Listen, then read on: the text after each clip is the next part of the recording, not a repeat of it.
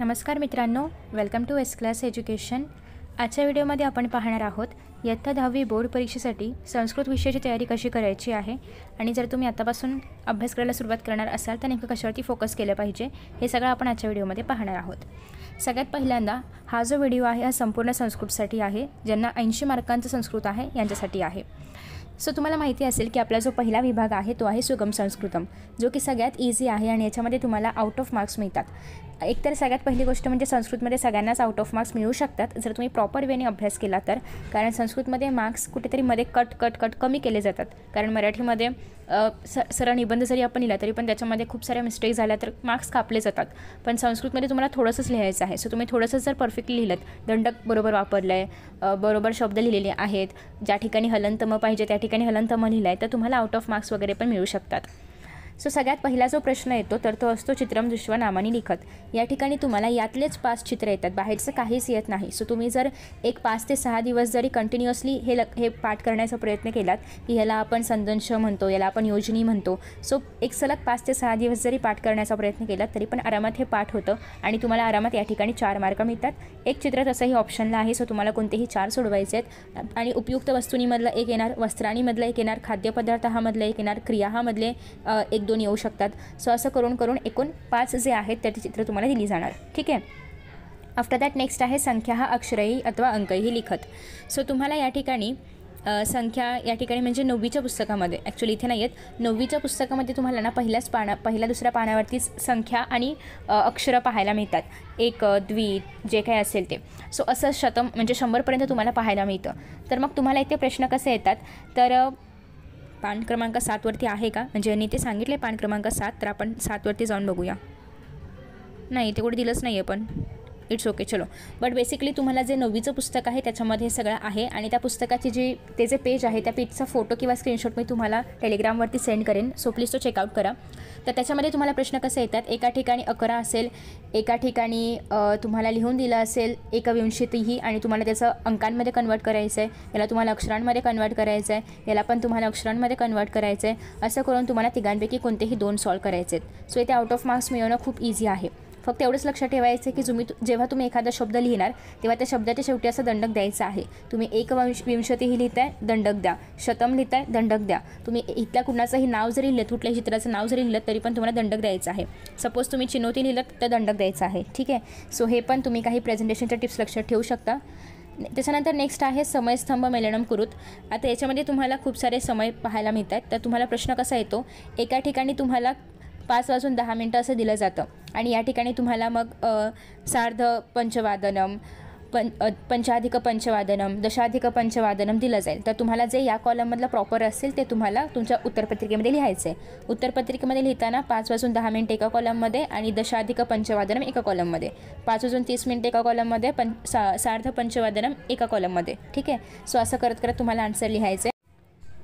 So या ठिकाणी तुम्हाला अशा 4 वेळा दिल्या जातात, म्हणजे 5 वाजून 10 मिनटं असेल, 8 वाजून 10 मिनटं असेल किंवा 8 वाजून 30 मिनटं असेल। सो असं करत तुम्हाला कोणत्याही 4 वेळा दिल्या जातात आणि त्या 4ांचंही तुम्हाला अक्षरांमध्ये शोधून लिहायचं आहे। प्रत्येकाला अर्धा मार्क असं करून एकूण हे 2 मार्कांसाठी आहे। सो याच्यामध्ये 8 पैकी 8 मार्क्स मिळवणं खूप इझी आहे। हे सगळं तुमचं बेसिक नॉलेज आहे, जे याच्यामध्ये कुठलाही लेसन येत नाही आहे, कुठलाही ग्रामर नाही आहे, काही नाही आहे, एकदम साधे प्रश्न आहेत। तुम्हाला फक्त वेळा पाठ करायचे आहेत, 1 ते 100 अंक पाठ करायचे आहेत, हे जी चित्र आहेत त्यांची नावं पाठ करायची आहेत आणि त्या आरामात 8 मार्क मिळतात। आता नेक्स्ट आहे ते म्हणजे द्वितीय विभाग गद्यम, जो की 20 मार्कांसाठी आहे। आता गद्यममध्ये नेमके कोणते पॅसेजेस जे आहेत तर ते विचारले जातात, तिथे पहा। सगळ्यात पहिल्यांदा आहे आद्य कृषक पृथुवन्यः, यातला पॅसेज येऊ शकतो, किंवा व्यसने मित्र परीक्षा यातला पॅसेज येतो, अमूल्यम कमलममधला पॅसेज येऊ शकतो। शक्यतो संवादहाचा पॅसेज नाही दिला जात, बट मागच्या 1-2 वर्षांमध्ये दिला आहे, सो आपण ते पण कन्सिडर करूया। नेक्स्ट आहे धेनुर्व्याघ्र पलायते, हे पण दिलं जातं।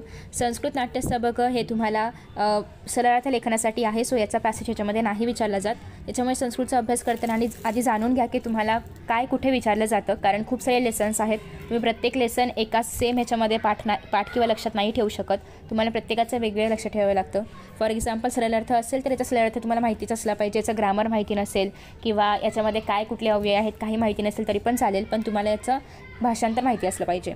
ठीक आहे. त्याच्यानंतर नेक्स्ट आहे नदी सूक्तम पण भाषांतरासाठी येतं, सो हे तुम्हाला गद्यमसाठी नाही करायचं आहे प्रिपेअर. नेक्स्ट आहे आदिशंकराचार्य गद्यमसाठी प्रिपेअर करायचं आहे. प्रतिपदम संस्कृतम पण गद्यमसाठी प्रिपेअर करायचं आहे. आफ्टर दॅट नेक्स्ट संपलं. सो बेसिकली तुम्हाला द्वितीय विभाग गद्यममध्ये जे पाठ येणार आहेत तर ते आहेत आद्यकृषक पृथुवैन्यः, व्यसने मित्रपरीक्षा, अमूल्यम कमलम, स एव परमाणुः, नेक्स्ट आहे धेनुर्व्याघ्रः पलायते, आदिशंकराचार्य आणि प्रतिपदम संस्कृतम. सो आता या पाठांचा अभ्यास कसा करायचा. आता जे पाठ तुम्हाला गद्यांशामध्ये विचारले जाणार आहेत त्या पाठांमध्ये तुम्हाला अभ्यास करताना सगळ्यात पहिली गोष्ट म्हणजे त्या पाठाचं नाव माहिती असलं पाहिजे. कारण तुम्हाला एक्झाममध्ये एषः गद्यांशः कस्मात पाठात उद्धृतः हा प्रश्न कंपल्सरी विचारला जातो. सो तुम्हाला जर एखादा पॅसेज दिला असेल तर हा पॅसेज कुठल्या पाठाचा आहे हे जर तुम्हाला माहिती नसेल तर तुमचा इथे 1 मार्क जाणार. सो तुम्ही जेव्हा चॅप्टर रीड करणार आहात तेव्हा चॅप्टरचं नाव पण तुम्हाला माहिती असलं पाहिजे. चॅप्टरचं नाव लिहिताना बरोबरच लिहायचे, म्हणजे अजिबात त्याच्यामध्ये चूक नसायला पाहिजे. कारण संस्कृतमध्ये तुम्ही एक मात्रा किंवा हे जे विसर्ग आहे ते नाही दिलं तरी पण तुमचे मार्क्स जातात. सो त्याच्यामुळे प्रत्येक गोष्ट याच्यामध्ये आहे अशीच असली पाहिजे. सो पहिली गोष्ट म्हणजे तुम्ही चॅप्टरचं नाव लक्षात ठेवणार आहात आणि चॅप्टरमध्ये काय एक स्टोरी आहे ते लक्षात ठेवणार आहात. त्याच्यानंतर नेक्स्ट आहे जेव्हा तुम्ही याचा अभ्यास करणार आहात तेव्हा कुणी कुणाला काय म्हटलं हे पण लक्षात ठेवायचं आहे. कारण तुम्हाला याच्यावरती कह कम वदती हा प्रश्न विचारला जातो. सो जेव्हा तुम्ही पॅरेग्राफ रीड करणार आहात एकतर पहिली गोष्ट आधीच रीड करून जा. कारण एक्झाममध्ये आयत्या वेळी तुम्ही पॅरेग्राफ रीड करून समजेल अशी अपेक्षा नाही ठेवू शकत. कारण हे संस्कृत आहे त्याच्यामुळे आधीच रीड करून जा. आधीच तुम्हाला एक्झामच्या आधी जो आता वेळ आहे डिसेंबरचा अर्धा, जानेवारी पूर्ण आणि फेब्रुवारी पूर्ण, याच्यामध्ये तुम्ही सगळे पॅसेजेस, सगळे पॅरेग्राफ्स, पूर्ण सगळे चॅप्टर्स जे या भागामध्ये येतात ते तुम्ही वाचलेले असलेच पाहिजेत. तर तुम्हाला एक्झाममध्ये जाऊन हे सगळं लिहिता येईल आणि तुमचा वेळ वाचेल. नेक्स्ट आहे उचितम कारणम चित्वा वाक्यम पुनर्लिखत. तर यासाठी तुम्हाला ऑलरेडी खाली कारणं दिलेली असतात, 1 किंवा 2 कारणं. त्यातलं जे बरोबर आहे तेच तुम्हाला ओळखून लिहायचं असतं. आणि त्यांनी सांगितलं आहे की फक्त कारण नाही लिहायचं आहे, ते पूर्ण वाक्य लिहायचं आहे. म्हणजे फॉर एक्झाम्पल एक एक्झाम्पल घेऊया आपण. कुठे गेलो, वेट हां. आता इथे कसं आहे की तुम्हाला सांगितलं आहे उचितम कारणम चित्वा वाक्यम पुनर्लिखत. तर तुम्हाला सपोज की हे कारण असेल तर मग फक्त एवढंच लिहून यायचं नाही आहे, तुम्हाला हे पूर्ण वाक्य लिहायचं आहे. मग हे कारण याच्यामध्ये लिहायचं आहे, मग त्या कारणाला खाली अंडरलाईन करायचं आहे, इथे दंडक द्यायचं आहे, नाही तर तुमचा अर्धा मार्क इथेच कापला जाईल. ठीक आहे, त्याच्यामुळे इथे दंडक द्यायचं आहे, तेव्हा कुठे तुमचं उत्तर पूर्ण होणार. सो तुम्हाला संस्कृतमध्ये सिस्टमॅटिकली लिहायला खूप महत्त्व आहे. जर तुम्ही फक्त एवढं लिहून आलात तुम्हाला मार्क्स मिळणार नाहीत. कारण त्यांनी स्वतः सांगितले की वाक्यम पुनर्लिखत, तर तुम्हाला वाक्य परत लिहायचं आहे, त्याच्यामध्ये हे टाकायचं आहे, त्याच्या खाली अंडरलाईन करायचे, दंडक द्यायचं आहे, तेव्हाच हे वाक्य पूर्ण होईल. राईट. सो असं करूनच तुम्हाला लिहायचं आहे. कह कम वदतीमध्ये तुम्हाला एषः वाक्यः जे काय असेल ते कोणी कोणाला म्हटलं आहे ते, पण सुरुवात एषः वाक्यपासून करायचं. ठीक आहे, कुठे गेलं, हां. सो जे काय वाक्य असेल ते आणि पुढे कोणी कोणाला सांगितलं ते लिहायचं आहे. नेक्स्ट आहे पूर्ण वाक्यांना उत्तरम लिखत. जर पूर्ण वाक्यामध्ये सांगितलं असेल तर पूर्ण वाक्यामध्ये आन्सर लिहायचं आहे आणि शेवटी दंडक एक्सपेक्टेड आहे. नेक्स्ट आहे वाक्यम पुनर्लिखित्वा सत्यम अथवा असत्यम इति लिखत. आता तुम्हाला एखादं वाक्य दिलं आहे आणि विचारलं की हे सत्य आहे की असत्य आहे, तर फक्त सत्यम लिहून दंडक देऊन यायचं नाही. ते वाक्य तुम्हाला उत्तरपत्रिकेमध्ये परत लिहायचं आहे आणि मगच खाली ते सत्य आहे की असत्य लिहायचं आहे. सत्यम लिहिताना सत्य म हलंत असलाच पाहिजे आणि पुढे दंडक असलंच पाहिजे, नाही तर तुमचे मार्क्स जाणार. असत्यममध्ये पण सत्यम म हलंत असला पाहिजे आणि पुढे दंडक असलाच पाहिजे. वाक्य जर तुम्ही परत नाही लिहिलं तर तुमचा या ठिकाणी अर्धा मार्क किंवा कधी कधी ते तुम्हाला 0 मार्क्स पण दिले जातात. त्याच्यामुळे वाक्य परत लिहायचं आहे आणि मगच ते सत्य की असत्य हे लिहायचं आहे. एष गद्यांश, यासाठी तुम्हाला एष गद्यांशः आद्यकृषक पृथुवैन्यः इति हा शब्द लिहायचे. इति पाठात उद्धृतः.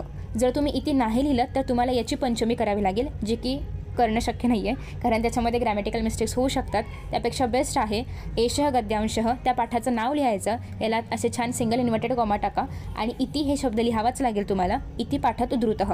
जर तुम्ही नाही लिहिलात तर मग याची पंचमी वगैरे करत बसा, कारण पृथुवैन्याची पंचमी केली तर तुम्हाला आद्यकृषकाची पण पंचमी करावी लागेल. एवढं सगळं करण्यापेक्षा इति हा बेस्ट शब्द आहे, हा मध्ये टाका. ठीक आहे. आफ्टर दॅट नेक्स्ट आहे अमरकोशात शब्द योजयित्वा वाक्यम पुनर्लिखत. आता तुम्हाला एखादा क्वेश्चन दिला जातो आणि इथे काही दिलं आहे का, एखाद्या एक्झाम्पलसाठी घ्यायचं म्हटलं आपण तर हां. आता इथे बघा क्वेश्चन कसा आहे, भूमी ही स्त्रीरूपम धृत्वा प्रकटिता.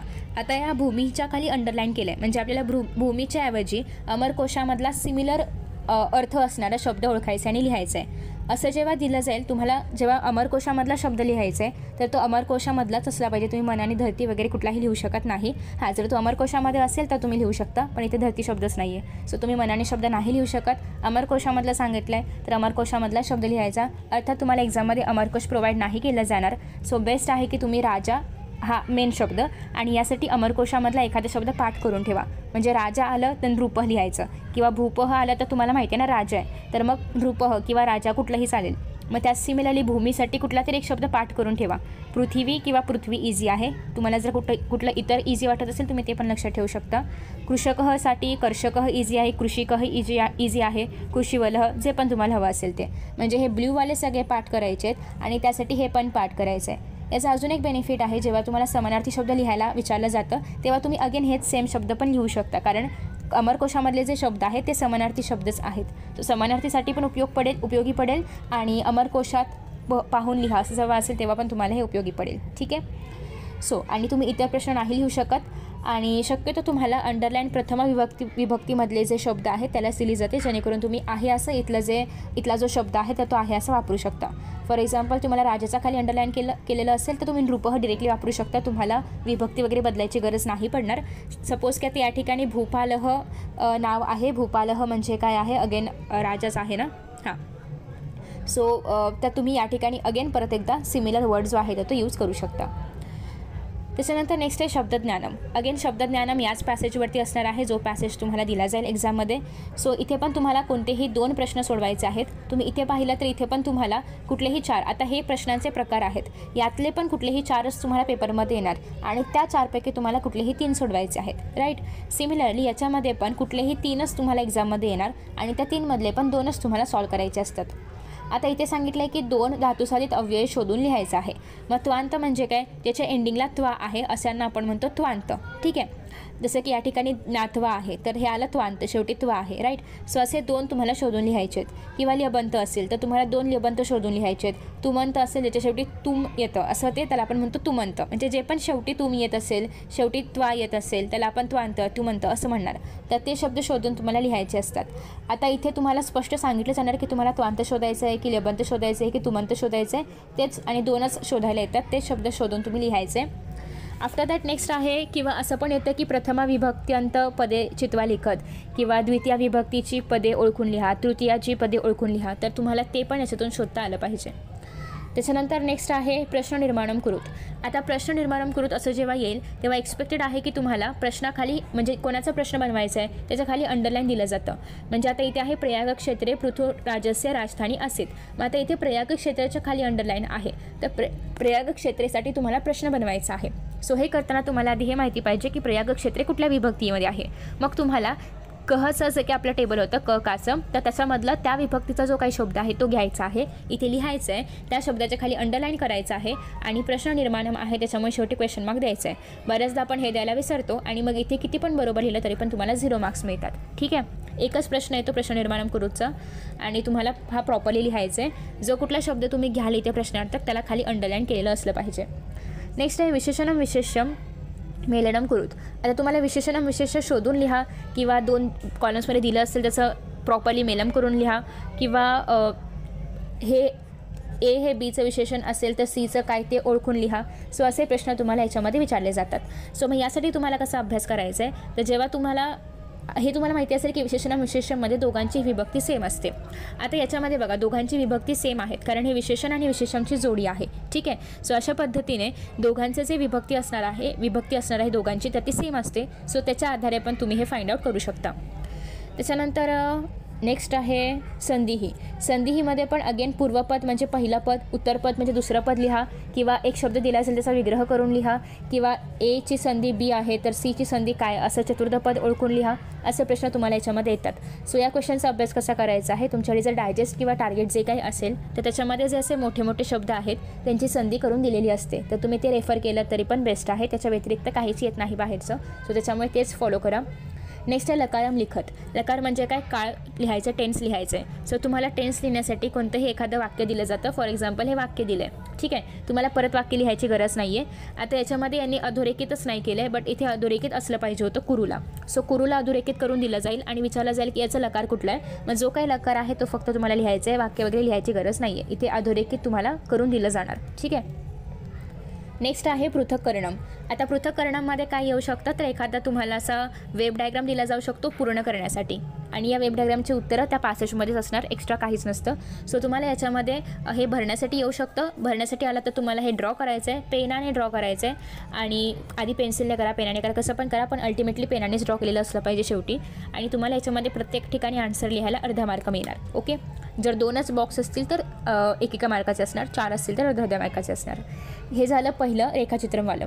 दुसरं आहे ते म्हणजे घटनाक्रमेण योजयेत. म्हणजेच काय, तर तुम्हाला एक त्या पॅसेजवरती आधारित 7 ते 8 म्हणजे बघा या ठिकाणी 4 तुम्हाला असं 7 ते 8 नाही, सॉरी 3 ते 4 तुम्हाला असे घटना दिलेल्या असतात. आणि आता ह्या ज्या घटना आहेत त्या तुम्हाला प्रॉपरली अरेंज करायच्या आहेत. प्रॉपरली म्हणजे काय, पहिल्यांदा काय झालं होतं ते पहिल्यांदा लिहायचं. इथे तुम्हाला उत्तर पण लिहून दाखवले, म्हणजे नमुना उत्तर कसं असलं पाहिजे, तर असं असलं पाहिजे. सगळ्यात शेवटी दंडक असलं पाहिजे, इथे नंबरिंग दिलं गेलं पाहिजे, आणि असं लिहिलं तर तुम्हाला इथे किती मार्कांचं आहे तेवढे मार्क्स मिळणार आहेत, 1, 2. ओके, आफ्टर दॅट नेक्स्ट आहे गद्यांशम पठित्वा सरलार्थम लिखत. आता हे तुम्हाला आहे सरलार्थासाठी. म्हणजेच काय की तुम्हाला सरलार्थासाठी कोणते चॅप्टर्स आहेत, let me show you. So Sanskrit नाट्यस्तबक एक आहे आणि नदी सूक्तम एक आहे. संस्कृत नाट्यस्तबक आणि नदी सूक्तम ज्या ठिकाणी मी क्रॉस मार्क केलं आहे, तर हे जे चॅप्टर्स आहेत तर ते तुम्हाला 1 मिनिट कुठे गेलं, तर तुम्हाला हे भाषांतरासाठी आहेत, म्हणजे सरलार्थ लिहिण्यासाठी आहेत. याच्यावरती तुम्हाला एक साधारणतः 4 ते 5 वाक्यांचा पॅसेज दिला जाईल आणि त्याला तुम्हाला कन्वर्ट करायचं आहे कशामध्ये. तुम्ही जर इंग्लिश मीडियममध्ये असाल, प्युअर इंग्लिश मीडियममध्ये तर इंग्लिशमध्ये, प्युअर मराठी मीडियममध्ये असाल तर मराठीमध्ये, आणि सेम इंग्लिशमध्ये असाल तरी पण मराठीमध्ये. सो असं तुम्हाला कन्वर्ट करायचं आहे, आणि याच्यामधलंच तुम्हाला सरलार्थ लिहायला दिलं जातं. इतर कुठल्याही चॅप्टरमधला पॅसेज नाही दिला जाणार. जे पण दिलं जाईल या प्रश्नासाठी ते या 2च चॅप्टर्समधलं असणार आहे, कारण त्यांनी ते स्पेसिफाय केलं आहे. 4 ते 5 ओळी असणार. त्या 4 ते 5 ओळींचं जेव्हा तुम्ही ट्रान्सलेशन कराल तेव्हा तुम्हाला 4 मार्क्स मिळणार. ट्रान्सलेशन दोघांपैकी एकाचंच करायचं आहे. 2 चॅप्टर्समधला एक पॅरेग्राफ असतो, तुम्ही कुठलाही एकच करू शकता. माझ्या मते तुम्ही जर आत्तापासून नदी सूक्तमवरती लक्ष दिलं तर बेस्ट राहील, कारण नाट्यस्तबकमध्ये अजून 3 नाटकं आहेत. सो तुम्हाला ती तिन्ही पण नाटकं करावी लागतील.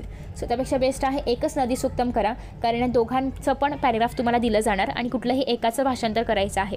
सो नदी सूक्तम हा एकच चॅप्टर आहे, पण नाट्यस्तबकमध्ये 3 लहान लहान अजून नाटकं आहेत. So again depends on you की तुम्हाला काय करायचं आहे, बट सजेशन असेल की नदी सूक्तम करू शकता. नेक्स्ट आहे सरलार्थ लिहिल्यानंतर माध्यम भाषा उत्तरम लिखत. आता याच्यामध्ये तुम्हाला स्वाध्यायावरती जे काही प्रश्न आहेत, म्हणजे स्वाध्यायामधले जे काही प्रश्न आहेत त्यातलेच प्रश्न येतात, एक्स्ट्रा कुठलेही प्रश्न येत नाहीत, कारण त्यांनी स्वतः स्पेसिफाय केलं आहे.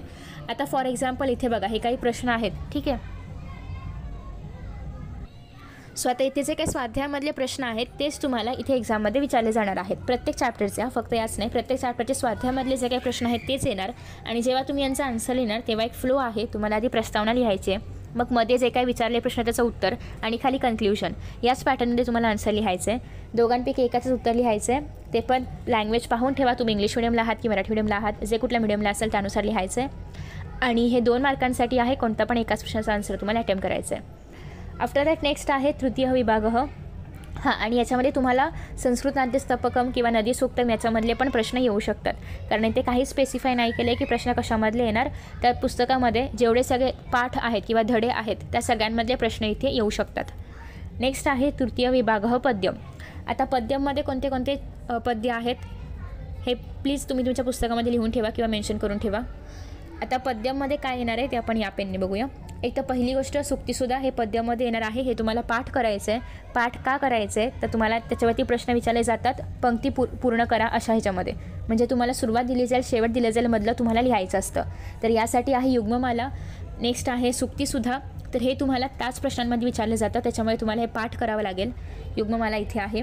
आफ्टर दॅट नेक्स्ट आहे वाचन प्रशंसा. हे काही तुम्हाला पूर्ण करा वगैरे येत नाही, हे तुम्हाला पाठ करायची गरज नाही आहे, पण याचं तुम्हाला हे भाषांतर माहिती असलं पाहिजे, कारण हे सरलार्थ लेखनासाठी येतं. ठीक आहे. सिमिलरली नेक्स्ट आहे ते म्हणजे जटायू शौर्यम. हे पण तुम्हाला प्रश्नांमध्ये विचारलं जातं. हे अगेन कंठस्थी करण्यासाठी नाही आहे, तुम्हाला पाठ नाही करायचं आहे. हे तुम्हाला दिलं जाईल लिहून, तुम्हाला फक्त त्याच्यावरची प्रश्नांची उत्तरं लिहायची आहेत. ज्याप्रमाणे मराठीमध्ये कविता लिहून दिली जाते त्याप्रमाणे हे लिहून दिलं जाईल, तुम्हाला हे पाठ नाही करायचं आहे. ठीक आहे. सो काय पाठ नाही करायचं आहे, काय पाठ करायचं आहे हे पण लक्षात ठेवा. त्याच्यानंतर नेक्स्ट आहे चित्रकाव्यम. हे तुम्हाला पाठ करायचं आहे. याच्यावरती पूर्ण करा पंक्ती असा प्रश्न येतो. मानवता धर्म हे तुम्हाला पाठ नाही करायचं आहे. याच्यावरती फक्त सरलार्थ लिहिण्यासाठी प्रश्न येतो. सो तुम्हाला याचा सरलार्थ लक्षात ठेवायचा आहे. ओके. सो आय होप तुम्हाला क्लिअर आयडिया मिळाली असेल. आता इथे जे प्रश्न आहेत 8 ते 12 पंक्तीचे तुम्हाला दिल्या जातील, त्या कशामधल्या येऊ शकतात, तर त्या कुणामधल्याही येऊ शकतात, कारण त्याच्यावरती कुठलंही रेस्ट्रिक्शन नाही आहे. सो त्या पंक्ती शक्यतो वाचन प्रशंसा आणि मानवता धर्मामधल्या नाही दिलं पाहिजे, बट काही एक्झाम्समध्ये दिलं जातं. सो तुम्हाला मी जे काही सर्कल करून ठेवलेले आहेत यातलं कशामधली हे 8 ते 12 पंक्त्या मिक्स पण येतं. हा म्हणजे एक युग्ममालामधलं असेल, एक चित्रकाव्यमधलं असेल, एक सुक्तीसुधामधलं असेल, असं मिक्स पण दिलं जातं. अशा 12 ओळी तुम्हाला दिल्या जातात आणि मग त्याच्या आधारे तुम्हाला काही प्रश्न असतात. आता या तिघांपैकी तुम्हाला कोणतेही 2 सॉल्व करायचे आहेत. प्रत्येक प्रश्न 1 मार्कासाठी आहे. एकतर पूर्ण वाक्यानं उत्तरम लिखत असे सॉल्व करा, किंवा तुम्हाला विशेषण ओळखून लिहा, त्याचा अगेन मेलनम करा, किंवा चौथं पद लिहा, किंवा तुम्हीच शोधून लिहा, असे प्रश्न येतात. नेक्स्ट आहे संधी करा, संधी विग्रह करा असेल, पूर्वपद लिहा, उत्तरपद लिहा. सो बेसिकली सेम प्रश्न जे आपण गद्यांशमध्ये पाहिले तेच पद्यांशमध्ये पण किंवा पद्यममध्ये पण येणार. त्याच्यानंतर नेक्स्ट आहे रेखाचित्रम पूरयत, जसं की वेब डायग्राम. आता एक्झाम्पल घ्यायचं म्हटलं तर सुक्तीसुधामध्ये तुम्हाला इथे एक वेब डायग्राम पाहायला मिळेल. कुठे गेलं? हां. सो असं वेब डायग्राम तुम्हाला दिलं जाईल. 4 तुम्हाला ब्लँक्स असतात आणि यापैकी तुम्हाला 4चे 4 भरायला 2 मार्क आहेत, म्हणजे प्रत्येक ब्लँकला अर्धा मार्क असणार. ठीक आहे. सो असे तुम्हाला वेब डायग्राम्स दिले जातील. अर्थात ह्या वेब डायग्राममध्ये जे काही आन्सर लिहायचे ते तुम्हाला तिथून त्या ओळींमधून शोधूनच लिहायचं आहे, नवीन काहीच नाही आहे. त्या ओळींमध्ये आन्सर असणार, तुम्हाला तिथूनच बघून लिहायचं आहे. डन. आफ्टर दॅट नेक्स्ट आहे माध्यम भाषा उत्तरम लिखत. आता माध्यम भाषेमध्ये अगेन स्वाध्यायावरतीच आधारित असणार आहे, पण हे कुठले स्वाध्याय? कवितेचे स्वाध्याय. इथे जे आपण माध्यम भाषा पाहिलं हे पाठांचे स्वाध्याय होते किंवा गद्यांशचे स्वाध्याय होते. आता आपण जे माध्यम भाषा बघतोय तर हे पद्यांश जे काही स्वाध्याय आहेत, म्हणजेच सुक्तीसुधा असेल, युग्ममाला असेल, चित्रकाव्यम असेल, जटायू शौर्यम असेल, मानवता धर्म असेल, तर या कुठल्याही चॅप्टरमधलं किंवा या कुठल्याही पद्यांशामधलं पोयममधले तुम्हाला इथे प्रश्न येऊ शकतात. दोघांपैकी कोणतं पण एक सॉल्व करायचं आहे. फॉर एक्झाम्पल हे जे आहेत स्वाध्यायामधले हेच विचारले जातात. सो तुम्हाला हेच फक्त नीट करायचे आहेत सगळ्या चॅप्टर्सचे. याचा पण फ्लो सेम आहे, पहिली प्रस्तावना आणि मग जे विचारलं येते आणि एंडला कन्क्ल्युजन. ठीक आहे. अगेन हे पण तुम्ही इंग्लिश मिडियमला असेल तर इंग्लिशमधून, मराठी मिडियमला किंवा सेमीला असेल तर मराठीमधून. हे 2 मार्कांसाठी आहे, कोणतं पण एक सॉल्व करायचं आहे. नेक्स्ट आहे पद्य शुद्धे पूर्णचे लिखत. आता या ठिकाणी तुम्हाला पहिल्या प्रश्नामध्ये 4 ओळींचे जे पद्य आहेत तर ते येणार. आता हे कसं 4 ओळींचं आहे, ठीक आहे, हे पण 4 ओळींचं आहे. सो 4 ओळींचं पद्य येणार, कुठलंही येऊ शकतं, सुक्तीसुधा, युग्ममाला किंवा चित्रकाव्यमधलं. ठीक आहे. सो तिघांमधलंच तुम्हाला विचारलं जातं, पण कुठलंही विचारलं जाऊ शकतं. सो तुम्हाला हे 3 पाठ करायचे आहेत. लिहिताना पण तुमचं एक जरी अनुस्वार, विसर्ग, दंडक बिंडक काय पण राहिलं तरी पण मार्क्स कट केले जातात. सो तुम्हाला हे कसं येईल, पहिले दोन शब्द लिहून दिले जातात. इथे ब्लँक असतं, इथे ब्लँक असतं, इथे ब्लँक असतं, इथे ब्लँक असतं आणि शेवटचे 2 ते 3 शब्द असतात. मधलं तुम्हाला लिहायचं आहे. जेव्हा तुम्ही लिहाल तेव्हा तुम्हाला खाली अंडरलाईन करायचे जिथून तुम्ही लिहिलं आहे तेवढं सगळं. याला पण मार्क्स आहेत प्रेझेंटेशनला पण. आणि याच्यामध्ये तुम्हाला कोणतंही एक करायचे, 2 दिले जातात 4 ओळींचे, कुठलं पण एकच फिल करायचे 4 मार्कांसाठी. आणि दुसरं जे आहे त्याच्यामध्ये 2-2 ओळींचे, जसं की हे 2 ओळींचं आहे, हे 2 ओळींचं आहे. सो 2-2 ओळींचे 2 येतात. अगेन याच्यामध्ये पण एक शब्द असणार, बाकीचं ब्लँक आणि शेवटचा एक शब्द असणार, मधलं तुम्हाला लिहायचं आहे. सो असं तुम्हाला दिलं जातं दोघांपैकी कोणतंही एक सॉल्व करायला. याच्यामध्ये पण सेम प्रत्येक ठिकाणी मार्क्स असतात. सो तुम्ही यातलं काही जरी विसरलं तरी पण तुमचे मार्क्स कट होणार. नेक्स्ट आहे अन्वयम पूरयत. आता अन्वय कशामधले येतात तर सुक्तीसुधा आणि युग्ममाला यांच्यामधलेच अन्वय येतात. श्लोक तुम्हाला दिला जाणार नाही, श्लोक तुम्हाला पाठ करायचं आहे. तुम्हाला डिरेक्टली अन्वय लिहायला दिलं जातं. सपोज की आता तुम्हाला हा अन्वय लिहायचा आहे, तर अन्वय कसं लिहायचं आहे तर मध्ये तुम्हाला रिक्तस्थान येतात. म्हणजे फॉर एक्झाम्पल इथे ब्लँक असेल, इथे कुठेतरी ब्लँक असेल, इथे ब्लँक असेल, इथे ब्लँक असेल, असे 4 ब्लँक असणार. तुम्हाला कुठल्याही प्रकारची मंजुषा नाही दिली जाणार. सो जे काही शब्द तुम्हाला लिहायचे आहेत ते तुम्हाला स्वतःहून लिहायचे आहेत आणि ते प्रॉपर शब्द असले पाहिजेत. हे तुम्हाला कधी येईल जेव्हा तुमचं हे पूर्ण पाठ असेल तेव्हा. या ठिकाणी तुम्हाला खाली संधी विग्रह पण पाहायला मिळते. सो यातले संधी विग्रह पण तुम्हाला या प्रश्नांमध्ये येऊ शकतात. ठीक आहे. हे राहिलं होतं सांगायचं, असं सांगितलं. आता याच्यामध्ये तुम्हाला कोणते पण 4 ब्लँक्स येणार. शक्यतो जे अन्वय आहेत तर त्याच्यामध्ये 4 ब्लँक्सला, प्रत्येक ब्लँकला अर्धा मार्क असतो. असं मिळून एकूण 2 मार्कांचं हे असतं. सो हे भरण्यासाठी तुम्हाला श्लोक माहितीच असला पाहिजे, कारण कुठलेही 4 रिकाम्या जागा इथे दिल्या जाऊ शकतात. सो त्यासाठी श्लोक जर पाठ असेल तर एक्स्ट्रा काहीच करायची गरज नाही पडणार. सो सगळे श्लोक पाठ करू शकता. अगेन श्लोक लिहून पाहायचं आहे, कारण अर्थात लिहिण्यामध्ये मार्क्स जाऊ शकतात. नेक्स्ट आहे सरलार्थम लिखत. आता सरलार्थासाठी फक्त आणि फक्त वाचन, प्रशंसा आणि मानवता धर्म हे दोनच आहेत. इतर कोणाचाही सरलार्थ विचारला नाही जाणार. सो या दोघांचाच मराठीमध्ये किंवा इंग्लिशमध्ये सरलार्थ लक्षात ठेवा. सरलार्थ लिहिताना तुमचं जे विभक्ती आहे तर ते मॅच झालं पाहिजे, अर्थ मॅच झाला पाहिजे, जे काळ आहे तर तो पण मॅच झाला पाहिजे. असं नाही की ॲक्च्युली संस्कृतमध्ये भविष्यकाळ आहे, आपण भूतकाळामध्ये मराठीमध्ये किंवा हिंदीमध्ये ट्रान्सलेट करतो आहे, असं नाही पाहिजे, त्याच्यामध्ये मार्क्स जाणार. सो काळ, विभक्ती, अर्थ सगळं मॅच झालं पाहिजे. हे जे आहे सरलार्थ हे अगेन 4 मार्कांसाठी आहे. तिघांपैकी कोणतेही 2 तुम्हाला सॉल्व करायचे आहे. सो आता असं येऊ शकतं की वाचन प्रशंसा 2 असेल आणि मानवधर्म 1 येईल. सो बेसिकली तुम्हाला दोघांचंही करावं लागेल. ज्याप्रमाणे आपण इथे मगाशी केलं होतं ना, फक्त नदी सुत्तम केलं तरी पण चालेल, असं इथे नाही करता येणार. ठीक आहे. आफ्टर दॅट नेक्स्ट आहे चतुर्थ विभाग लेखन कौशलम, जो की 9 मार्कांचा विभाग आहे. आता याच्यामध्ये काय काय येतं, एक तर तुम्हाला इथे ऑप्शन्स खूप सारे आहेत. फॉर एक्झाम्पल तुम्ही जर पेज नंबर 101 वरती पाहिलं, एक मिनिट आपण खाली येऊया. 101 पुस्तकच संपलं रे, एक मिनटं. 101. सो बेसिकली तुम्ही जर 101, 102, 103, 104 याच्यामध्ये जर पाहिलं तर इथे तुम्हाला बरेचसे जे आहे ते धातू पाहायला मिळतात. सो हे जे आहे विना, अलम किंवा याच, प्रति हे सगळे धातू आहेत. तर हे यूज करून तुम्हाला एक सेंटेन्स बनवायचं असतं. ठीक आहे. सो तुम्हाला असे कुठलेही 6 धातू दिले जाणार, त्यातल्या पण फक्त 4च धातूंचा यूज करून तुम्हाला सेंटेन्सेस बनवायचे आहेत. सेंटेन्स बनवताना फक्त वाच एवढंच दिलं जाणार. त्याला कुठली विभक्ती पाहिजे हे तुम्ही ओळखायची, त्याला अनुसरून सेंटेन्स तुम्ही बनवायचं. आता याच्यामध्ये बेस्ट आहे की तुम्ही स्वतः हे सेंटेन्स बाय हार्ट करू शकता. सेम सेंटेन्स लिहिलं तरी पण चालणार आहे, काहीच इश्यू नाही आहे. पण एवढंच की याच्याला तुम्ही पंचमी, षष्टी असं नाही वापरू शकत. याच्याला द्वितीय विभक्तीच यूज करावी लागते. सो त्यासाठी तुम्हाला हे माहिती पाहिजे की कोणत्या धातूला कुठली विभक्ती यूज करायची आहे. ठीक आहे. आफ्टर दॅट नेक्स्ट आहे की वाक्य तुम्ही यातलीच पाठ केली तरी पण चालतील, पण जेव्हा तुम्ही हा धातू यूज करणार आहात वाक्यामध्ये तेव्हा त्याच्या खाली अंडरलाईन पाहिजे.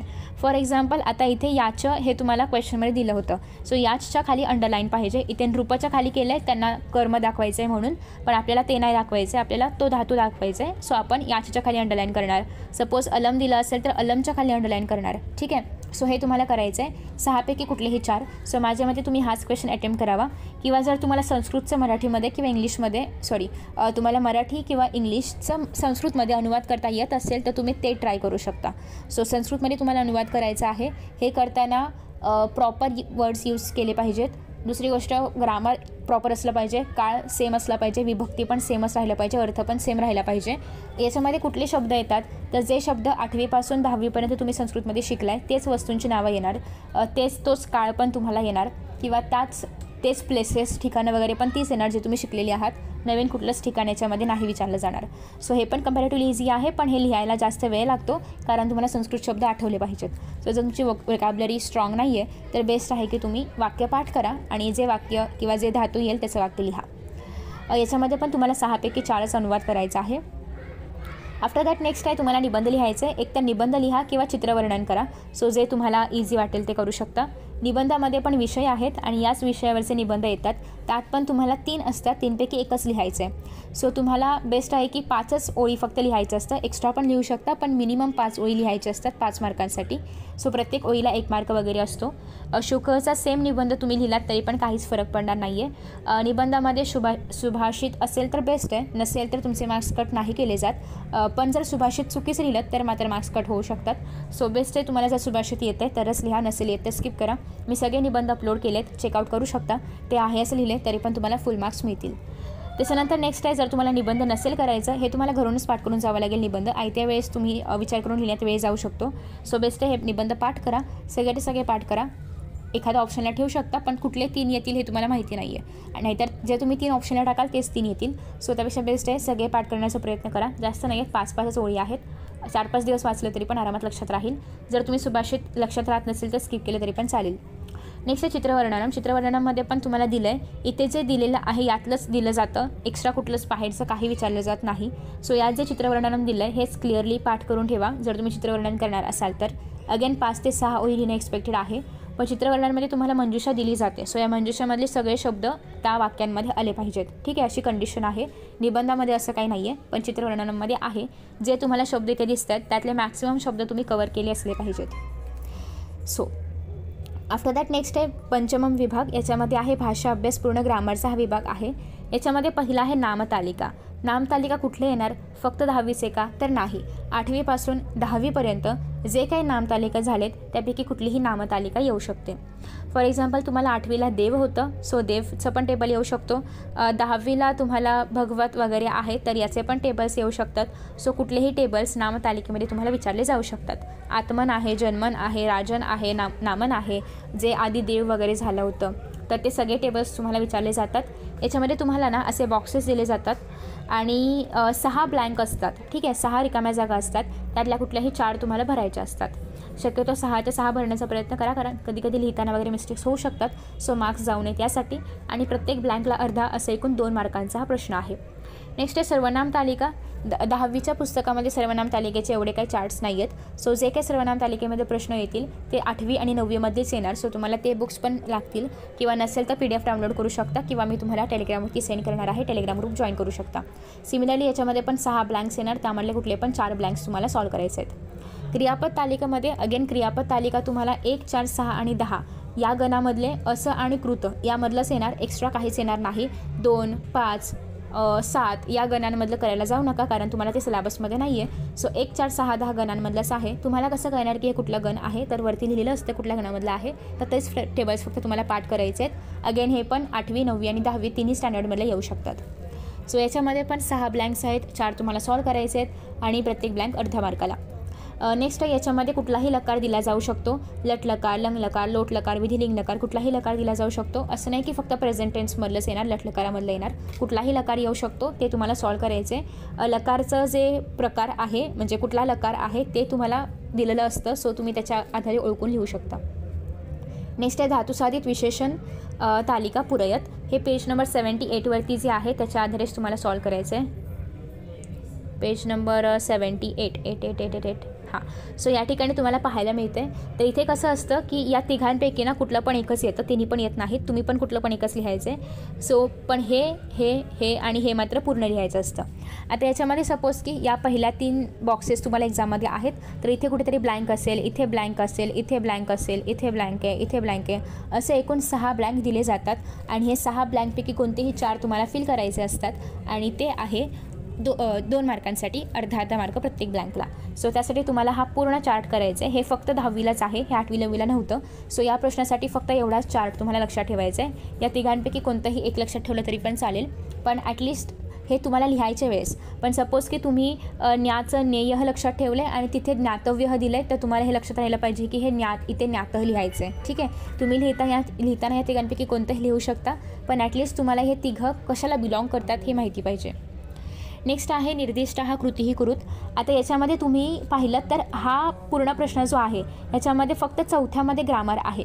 सो तुम्हाला इव्हन संस्कृतमधलं ग्रामर येत नाही आहे, तर तुम्ही पहिले 3 प्रश्न सॉल्व करा. हा 4था स्किप केला तरी पण चालतं, कारण फक्त 4पैकी 3च सॉल्व करायचे आहेत. सो तुम्ही पूर्ण ग्रामर स्किप केलं तरी पण काही मोठा फरक पडत नाही आहे, पण तुम्हाला पहिले 3 प्रश्न आले पाहिजेत. आता याच्यामध्ये पहिल्यांदा आहे संख्यावाचक. सो तुम्ही जर या ठिकाणी पाहिलं तर तुम्हाला इथे सगळे संख्यावाचक जे आहेत तर ते पाहायला मिळतात. कुठे गेले रे? एक मिनिट आपण शोधूया. हां, तर या ठिकाणी तुम्हाला सगळे संख्यावाचक जे आहेत तर ते पाहायला मिळतात. तर यातलेच संख्यावाचक तुम्हाला करायचे आहेत. आणि सेंटेन्सेस पण शक्यतो यात जे विचारलेत, म्हणजे यात जे दिलेत, तर हे सेंटेन्सेस तुम्हाला एक्झाममध्ये येतात.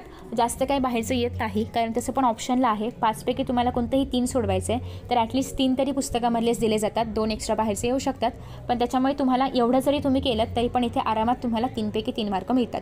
नेक्स्ट आहे समास. समासामध्ये मी ऑलरेडी समासवरती डिटेलमध्ये व्हिडिओ अपलोड केले आहे, प्लीज तो चेकआउट करा. तुम्हाला समासामध्ये असे 3 कॉलम येतात. इथे जो पूर्ण शब्द आहे तो, इथे विग्रह आणि त्या समासाचं नाव. सो याच्यापैकी काही पण ब्लँक्स असतात आणि तुम्हाला एकूण इथे 3 कुठले पण सॉल्व करायचे आहेत ब्लँक्स, जे की 3 मार्कांसाठी आहेत. असे एकूण 5 ब्लँक असतात, त्यातले 3 सॉल्व करायचे आहेत. सो हे झालं समास, नाम, तालिका, पुरयत. हे जर तुम्ही केलं तर तुम्हाला ग्रामर करायची गरज नाही पडणार. सो बेस्ट आहे हेच चॅप्टर्स, म्हणजे हेच जे टॉपिक्स आहेत ते करा. ग्रामर एवढं वास्ट आहे ते करण्यापेक्षा. पण तुम्हाला जर ग्रामर चांगलं येते तर तुम्ही ग्रामर पण करू शकता, कारण ग्रामरचा पूर्ण क्वेश्चन हा ऑप्शनला आहे. नेक्स्ट आहे समानार्थी विरोधार्थी शब्द लिहा.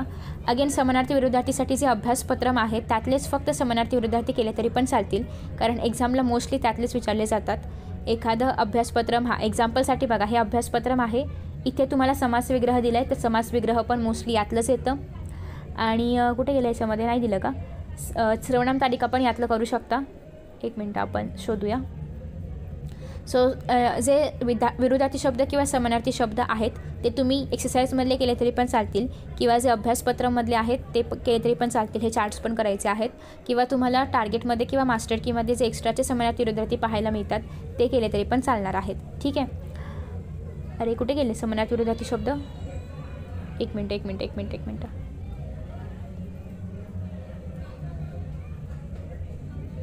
आय गेस चॅप्टरच्याच खाली आहेत.